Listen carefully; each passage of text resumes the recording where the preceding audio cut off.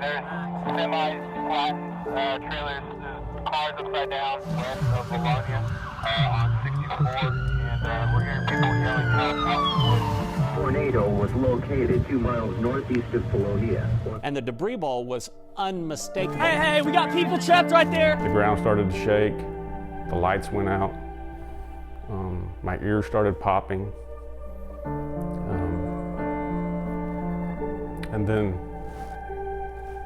it hit. Look at the scope of this tornado that's on the ground. It was large at that time. This is a picture from a viewer in Mayflower showing just incredible damage there. Debris everywhere, the trees stripped of their foliage. Right now, I think if there's one thing this town needs, it's prayers and first responders. My house collapsed on top of me, and by the grace of God, I was able to crawl out from under there, and I survived, and I just got really lucky. I remember the hail. It sounded like someone was just dumping gravel on the house. And then the only other sound I really remember was just like boards being pried apart. And then we had kind of I don't know, for me, it was like a sensation of a vacuum just sucking us up. Within seconds, when it hit, I just remember being airborne, my mouth, my eyes full of mud. I remember flying in circles, kind of spinning, and then landing. And then it was over. And we immediately started yelling for each other to try to get accountability. I found Keaton, our son. I remember she couldn't find Elizabeth, but it turned out she was laying on top of her. And then I remember She had spun and her head was between my knees.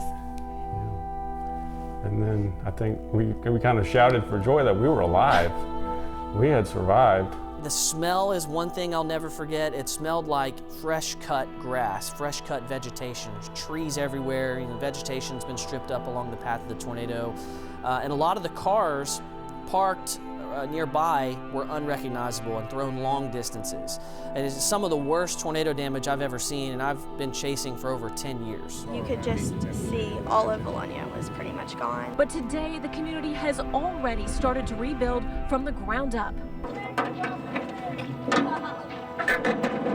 They will rebuild, we'll overcome this and be better after it's all said and done. I hope to be back because this is my school, this is my town, this is my home.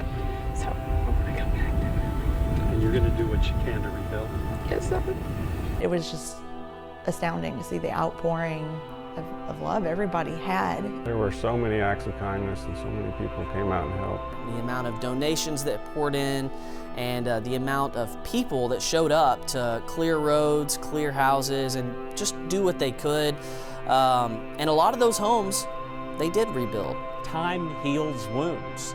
The trees begin to grow back. There's still that tornado scar there. It'll be there for decades, but it lessens and lessens, and the emotional impact lessens some, but it never goes away. Like every day is a gift. Yeah, very thankful. And nothing can break the spirit of those people here in Arkansas.